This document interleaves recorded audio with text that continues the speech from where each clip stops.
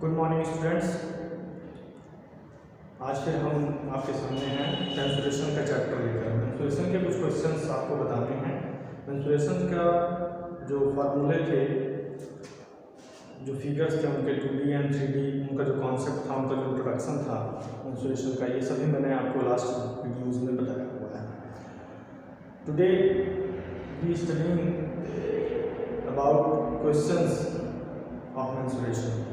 Okay, first question menstruation का, आइए देखते हैं क्या है। A flooring tile has the shape of a parallelogram whose base is 24 cm and the corresponding height is 10 cm. How many such tiles are required to cover a floor of area 1080 meter square? तो यहाँ पर इस question में question पढ़ना है आपको, पढ़ने के बाद उसको समझना है। ओके, मैंने मेंस्ट्रुएशन के कॉन्सेप्ट में भी आपको इंट्रोडक्शन में भी बताया था कि ऑब्जेक्ट को देखना है, अंडरस्टैंड करना है। तो यहाँ पर भी वही क्वेश्चन देखिए, पढ़िए, अंडरस्टैंड कीजिए। अंडरस्टैंड क्या करेंगे कि एक फ्लोरिंग टाइल है, फ्लोर होता है सबके घर में,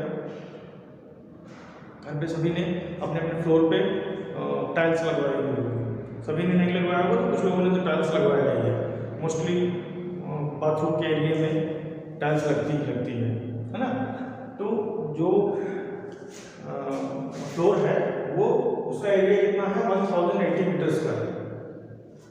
और आपको कुछ टाइल्स हैं जो कि पैरेललोग्राम शेप में है, तिरछी पैरेललोग्राम शेप मैंने आपको बताया था, उस शेप में है। और उनका जो बेस है वो 24 सेंटीमीटर है और जो हाइट है वो 10 सेंटीमीटर है। ठीक, टाइल का बेस 24 सेंटीमीटर और हाइट 10 सेंटीमीटर। और जहाँ पे उस टाइल्स को लगाना है वो फ्लोर का एरिया कितना है, 1080 सेंटीमीटर। लाइक दिस, जिस जगह पर मैं खड़ा हूँ इस रूम में, जो ये फ्लोर है, इस फ्लोर में मुझे टाइल्स लगानी है, तो इस फ्लोर का एरिया क्या है, 1080।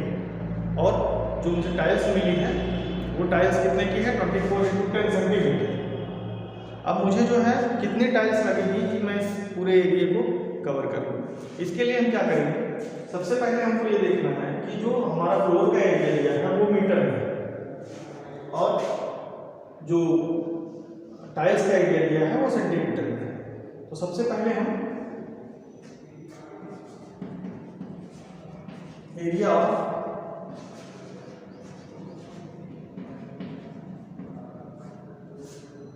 Tile,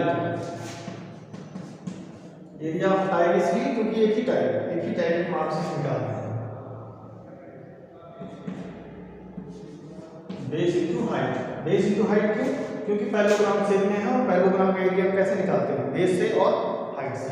base into height 24 × 10 equal to कितना हो गया, 240 सेंटीमीटर स्क्वायर। स्क्वायर क्यों लगता है, क्योंकि ये 24 सेंटीमीटर में है, ये 10 सेंटीमीटर में है, तो दोनों मल्टीप्लाई होंगे तो वो सेंटीमीटर स्क्वायर बन जाएगा। ओके, अब गिवन क्या है, area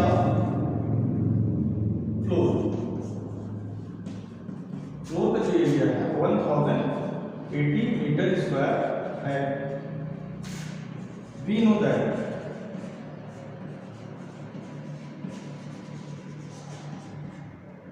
one metre square equal to 100 centimetre.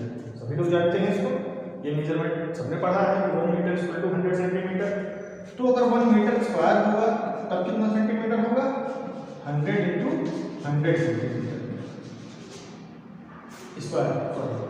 Okay, और 1080 मीटर स्क्वायर के लिए 1080 × 100 सेंटीमीटर स्क्वायर। अब जो ये एरिया था आपका फर्स्ट वाला, फ्लोर वाला, इसको भी हमने क्या कर दिया, सेंटीमीटर में कन्वर्ट कर दिया। सेंटीमीटर में टाइल्स का एरिया हमको दिया गया है। अब हम क्या करेंगे, जो क्वेश्चन की डिमांड है उसको कंप्लीट करते हैं।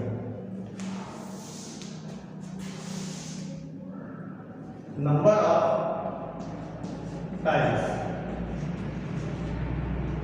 कितनी टाइल्स लगेंगी ये पूछा है, तो टाइल्स निकालने के लिए number of tiles equal to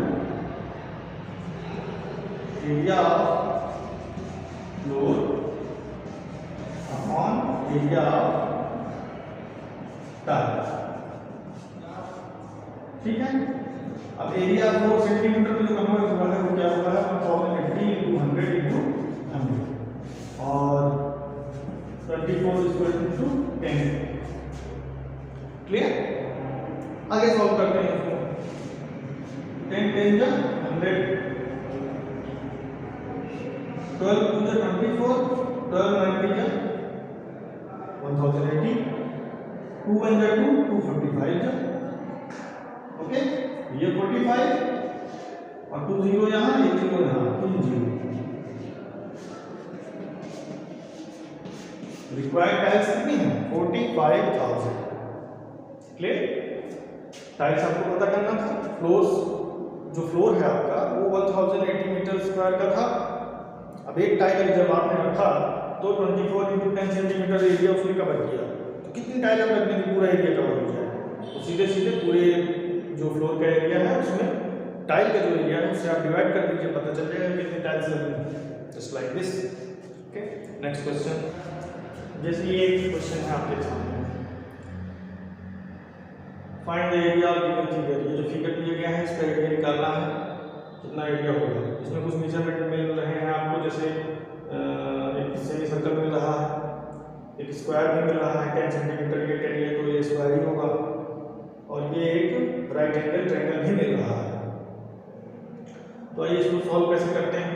इसके लिए आप लिखेंगे एरिया ऑफ फिगर, इस पूरे फिगर का एरिया निकालने के लिए area of figure, area of square. तो ये जो स्क्वायर है इसका area, area of semi circle ये एरिया है, ठीक है।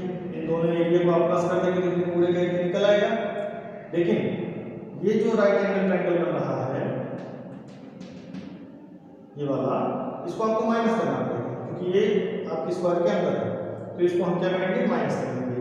क्लियर? अब सीधे सीधे फार्मूला रखते हैं। Area of square, area of square क्या होता है आप जानते हैं, side to side. Area of semi circle क्या होता है 1/2 × पाई r स्क्वायर, पाई की जगह पर 0.7 लेना है और r की जगह पे क्या हो जाएगा, ये 10 सेंटीमीटर की पूरी लेंथ है तो डायमीटर है, और सर्कल के लिए क्या होता है रेडियस आधे वर्ग होता है ना, तो ये आधा कितना लेंगे 10 का आधा कितना हो जाएगा 5 सेंटीमीटर, और 1.2 × बेस × हाइट होता है ट्रायंगल का फार्मूला। तो बेस क्या है 8 है और हाइट क्या है 6 है, 8 × 6। सॉल्व कर लेते हैं इसको। ये हो गया आपका 100, ये हो गया 11 माइनस 24। इसको सॉल्व कर लेते हैं। 11 × 25.7, 100 माइनस 24 आप पहले कर लीजिए, नहीं डायरेक्टली सॉल्व करते चलते हैं। 100 प्लस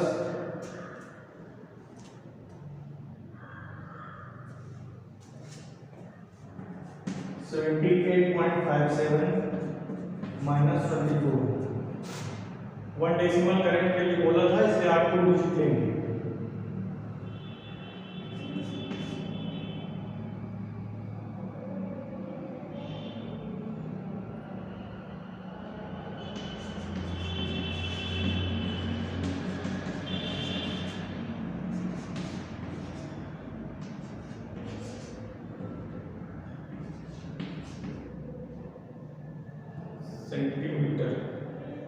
सेंटीमीटर स्क्वायर, ये इस तरह आपको सॉल्व कर देना है।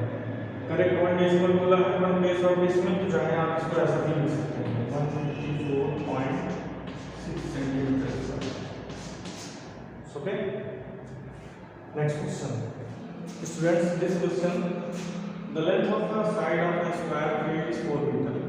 एक स्क्वायर की एक फील्ड है, स्क्वायर फील्ड है, वो स्क्वायर के शेप में है, उसकी जो लेंथ है वो 4 मीटर है। What will be the magnitude of the rhombus if the area of the rhombus is equal to the area of square field? और वो जो स्क्वायर फील्ड है वो एक रोम्बस के एरिया के इक्वल है, या उसका एरिया एक रोम्बस के एरिया के इक्वल है, तो आपको बताना है उस रोम्बस का एल्टीट्यूड क्या होगा। अब and one of its diagonal is 2 metre, और अगर उसका एक डायगोनल 2 मीटर का हो तो ठीक है। क्या करेंगे इसके लिए हम सॉल्यूशन करते हैं, एरिया ऑफ स्क्वायर निकालते हैं। सबसे पहले हमने देखा एरिया जो है वो स्क्वायर फीट में जो है वो 4 सेंटीमीटर की, तो एरिया ऑफ स्क्वायर क्या हो जाएगा 4 × 4 = 16 metre square. Okay, so area of rhombus = area of square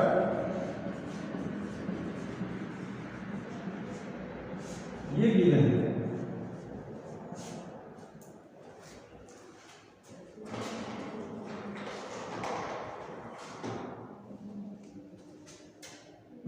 area of rhombus क्या होता है 1.2 × डायगोनल 1 × डायगोनल 2। फॉर्मूले में हमने लगाया था आपको, अगर याद हो तो 1/2 × 2 मीटर d2 = 16 मीटर स्क्वायर। क्योंकि यहाँ पे दिया गया है कि ये डायगोनल जो है वो 2 मीटर है, दूसरा डायगोनल आपको फाइंड करना है, कैंसिल कर दीजिए। d2 = क्या हो जाएगा, ये मीटर इस मीटर स्क्वायर से कैंसिल हो जाएगा, d2 = 16 metre. Okay, next figure बनाते हैं रोम्बस वाला।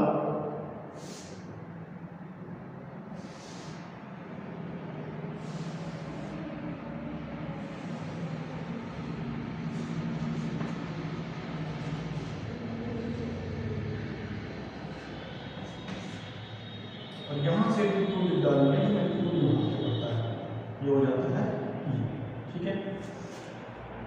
अब क्या फाइंड करना है, डी फाइंड करना है। क्या पूछा है, the area of the simple triangle, what will be the altitude of the rhombus. ये रोम्बस हुआ आपका और इसका एल्टीट्यूड क्या हो गया, डी हो गया। नेक्स्ट अब इसको कैसे सॉल्व करेंगे,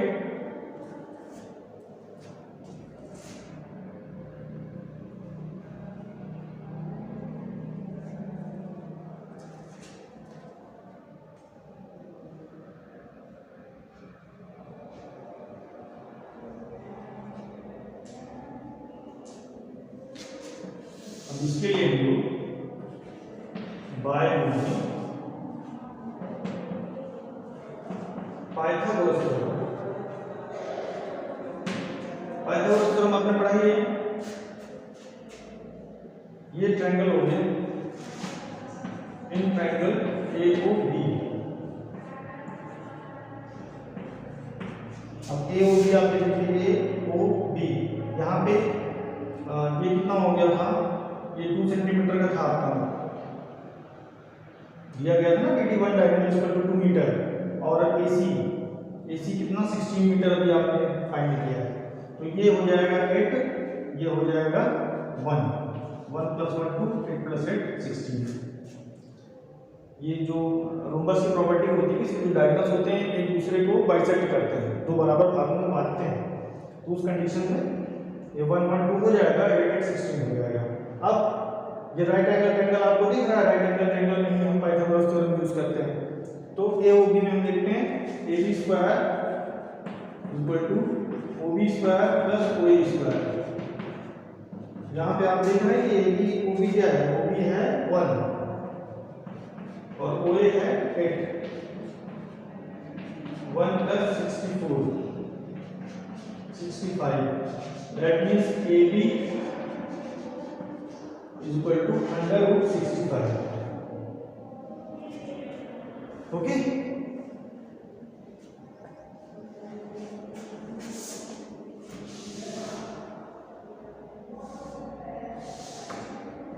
but rhombus is in parallelogram shape. So area of A, B, C, D parallelogram, base into height होता है। अब एरिया आपको इसका पहले से ही पता है 16 भाई, स्क्वायर का था रोम्बस का हुआ, रोम्बस पैरेललोग्राम के जैसा है तो पैरेललोग्राम का भी वही होगा। 16 equal to 265 into h height क्या है, हाइट डी है ना, यहाँ पे हाइट क्या बन रही है, डी बन रही है, ये परपेंडिकुलर बन रही है, तो D equal to 16 upon under root 65,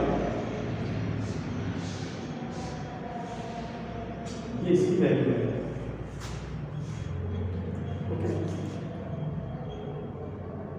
students, तो इस टाइप के हम क्वेश्चन सॉल्व करते हैं मेंसुरेशन में, और नेक्स्ट जो है हम आपको नेक्स्ट वीडियो में ट्रेपेजियम से रिलेटेड बताएंगे। ये पॉलीगॉन के रिलेटेड जो मैंने क्वेश्चन आपको बताया, जो फिगर दिए रहते हैं उन फिगर का हम किस प्रकार एरिया निकालते हैं, उन फिगर का पेरीमीटर किस प्रकार निकालते हैं, ये हमने आपको बताया। तो जो शेप्स मैंने आपको वीडियो में बताए थे उन्हीं शेप्स पर ही आपको वर्क करना है, उनके फार्मूले, उनका पेरीमीटर, उनका वॉल्यूम, उनका सब एक्सेट्रा जितना भी मैंने आपको बताया था वो सभी आप अच्छे से पढ़ लीजिए। उस वीडियो को फिर से देखिए एक बार और उसको अपने माइंड में रिमाइंड करके रखिए।